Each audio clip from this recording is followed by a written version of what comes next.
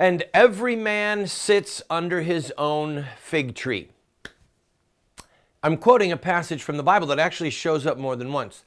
There's this concept that I believe is not only from the scriptures, but really and truly is echoed in the human heart.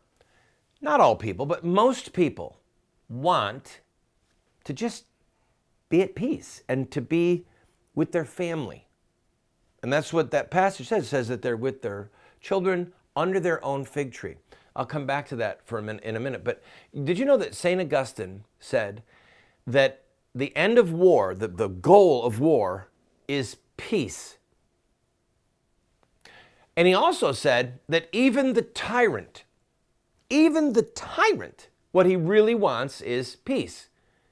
He wants everyone to bend to his will, to submit their will to his will. And everyone gets to live peacefully. Please note, you can be peaceful and be a slave as long as you don't resist.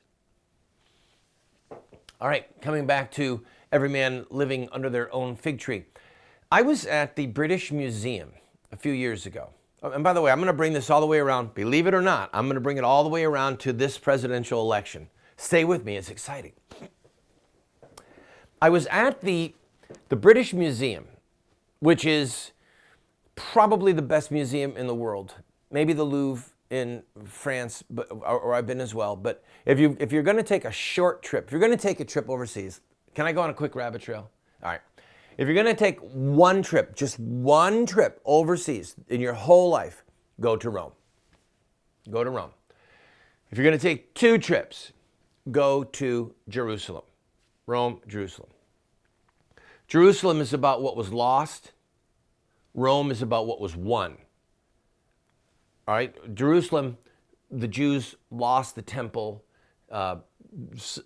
Really, the Holy Land was overrun by Muslims for centuries. The Church of the Holy Sepulchre, where Jesus was crucified and where he was died, it's all under one huge roof. It's magnificent. But it's a much more sad city because you see all that was lost. Rome, on the other hand, is about what was won, where the Church of Jesus Christ conquered the pagan Roman Empire. I've been to Rome many times, spent my honeymoon there, went there to write a book. So I just love Rome. I love it, I love it, I love it. But if you get to go to Rome and you get to go to Jerusalem, in my opinion, now the first two are fact, all right? They're fact. This is where you need to go, Rome and Jerusalem. That's a fact. The only issue would be which city first. But after that, I would recommend, this is no longer fact, I would recommend England, to go to London. Some people would say to go to France, and I'll let that be open for debate. Some people would say to go to Ireland for very parochial reasons. Some would even say to go to Scotland. And I've been to all of them, by the way.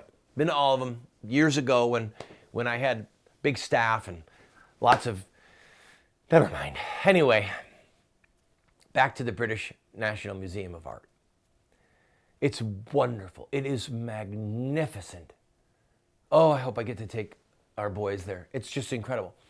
So you get to go to these various rooms, like this wing, I say room, this wing is the Egyptian wing, where they brought various archives, I say archives, massive structures from Egypt. When the Union Jack never said anywhere, the British basically stole whatever they wanted. That's just the way it is, and it's in the British Museum. That's the fact. Then you've got the Babylonian wing. You've got the Syrian wing, you've got the Assyrian wing. It's amazing. It's absolutely amazing. And then you have, I need to take a break, don't I? All right, we're going to juxtapose the Egyptian wing and the Babylonian wing and the Assyrian wing with the Israelite room. It's a room, a little room, not barely any bigger than this studio. And I'm going to explain to you why when we come back.